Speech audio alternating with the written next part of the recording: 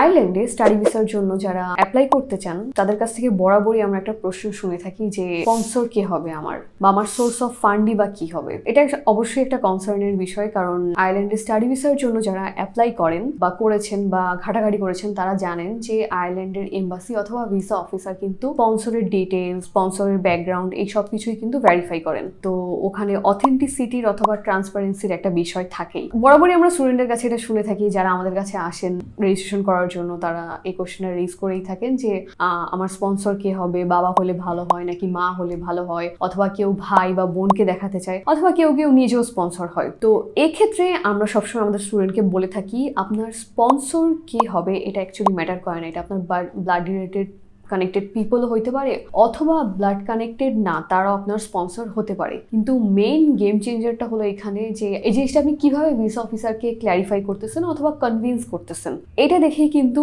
Visa officer visa দেয়। এরকম কিছু অ্যাপ্লিকেশন আমাদের আছে যাদের স্পন্সর কিন্তু তার বাবা মা ভাই বোন কেউই ছিলেন না, দূরের একজন রিলেটিভ ছিলেন, অথবা অফিসও স্পন্সর করেছে। আমি এমনও কেস দেখেছি ভিসা অ্যাপ্রুভ হয়েছে যে উনি মাস্টার্স করতে যাবেন, ওনার যেখানে এমপ্লয়েড আছেন ওখানে অফিস ওনাকে স্পন্সর করেছে, তারপরে ওনার ভিসা হয়ে গিয়েছে। তো এক্ষেত্রে আপনি ব্যাপারটাকে কিভাবে আপনার লেটার্স ফর্মসে তুলে ধরতেছেন এটা ম্যাটার করে। আয়ারল্যান্ডের স্টাডি ভিসার ফাইন্যান্সিয়াল সেগমেন্টে আরেকটা গুরুত্বপূর্ণ যেটা বিষয়, সোর্স অফ ফান্ডের এক্সপ্লেনেশন। আপনি আয়ারল্যান্ডে পড়তে যেতে যাচ্ছেন, আপনার ফান্ডটা কোথা থেকে আসলো, কে আপনাকে দিল, বা কোনো অ্যাসেট থেকে আসলো কিনা।